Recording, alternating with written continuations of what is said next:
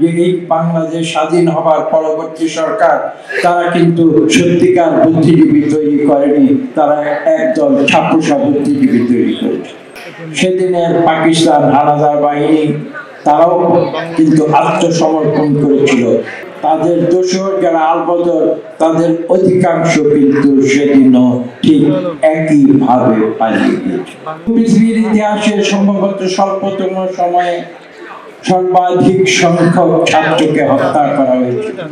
তারা উপলব্ধি করেছিল বাংলাদেশের মানুষ, তৎকালীন পূর্ব পাকিস্তানের যে মুক্তিকামী মানুষ, গণতন্ত্রকামী মানুষ, তাদেরকে যদি ঠেকানো না যায় তাহলে তাদের একটি ক্ষতি তো করে দেওয়া যায়। সেই ক্ষতিটি কি? এদেশে যারা বরেণ্য ব্যক্তি রয়েছেন, শিক্ষাবিদ, শিল্পী, সাহিত্যিক, চিকিৎসক, ইঞ্জিনিয়ার এবং সমাজে একটু আগে আপনারা শুনেছেন যাদেরকে ইন্টেলেকচুয়াল বলা হয়, তাদেরকে যদি ধ্বংস করে দেওয়া যায় স্বাধীনতার পূর্ব মুহূর্তে, তাহলে হয়তো এই জাতি স্বাধীন হয়েও কোনোদিন মাথা তুলে দাঁড়াতে পারবে না। এই ঘৃণ্য চক্রান্ত থেকে 14ই আগস্ট সংগঠিত হয়েছিল। আজকের নতুন প্রজন্ম হয়তো সেই ইতিহাস জানে না, তাদেরকে সেই ইতিহাস জানতে হবে। বিশেষ করে জানতে হবে এই কারণে যে আমি কিন্তু বিগত 5ই আগস্ট পূর্ববর্তী সময়ের সঙ্গে সেই 14ই আগস্ট 1971-এর একটি সাদৃশ্য খুঁজে পাই। এবারে হয়তো ইন্টেলেকচুয়াল, আমি যে কথা বলেছি, শিক্ষক, শিল্পী, সঙ্গীতজ্ঞ, ইঞ্জিনিয়ার, ডাক্তার, প্রফেশনাল, তাদেরকে হয়তো সেভাবে টার্গেট করা হয়নি, কিন্তু এবার টার্গেট করা হয়েছিল কাদের?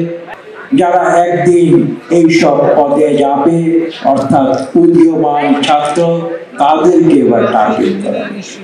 এবং পৃথিবীর ইতিহাসে সম্ভবত স্বল্পতম সময়ে সর্বাধিক সংখ্যক ছাত্রকে হত্যা করা হয়েছে সেই ফ্যাসিস্ট সরকার যারা আজকে পালিয়ে গিয়েছে।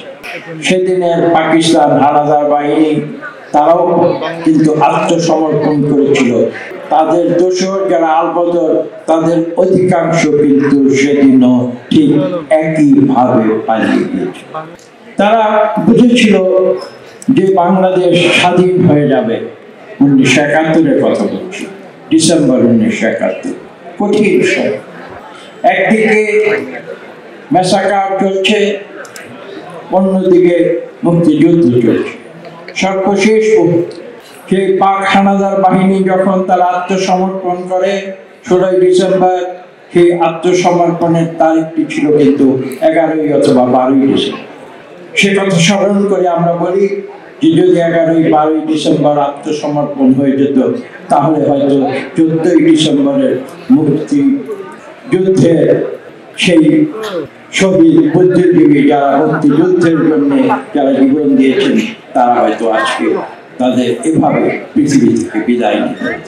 আমি আজকের যে নতুন প্রজন্ম যারা এখানে রয়েছে, আমি তাদের কাছে আবেদন করব, আপনারা যে অভাব সৃষ্টি হয়েছিল বাংলাদেশে, সেই অভাব আজকে হয়তো পূরণ হয়েছে, সেই অভাব হয়তো পূরণ হয়নি এ কারণে যে এই বাংলাদেশ স্বাধীন হবার পরবর্তী সরকার তারা কিন্তু সত্যিকার বুদ্ধিজীবী তৈরি করেনি, তারা একদল ছাপোষা বুদ্ধিজীবী তৈরি করেছে। আমি আজকের নতুন প্রজন্মকে আমি তাদের কাছে আবেদন জানাবো, একজন শিক্ষক হিসেবে আবেদন জানাবো, তোমরা তোমাদের দায়িত্ব সঠিকভাবে পালন করেছো।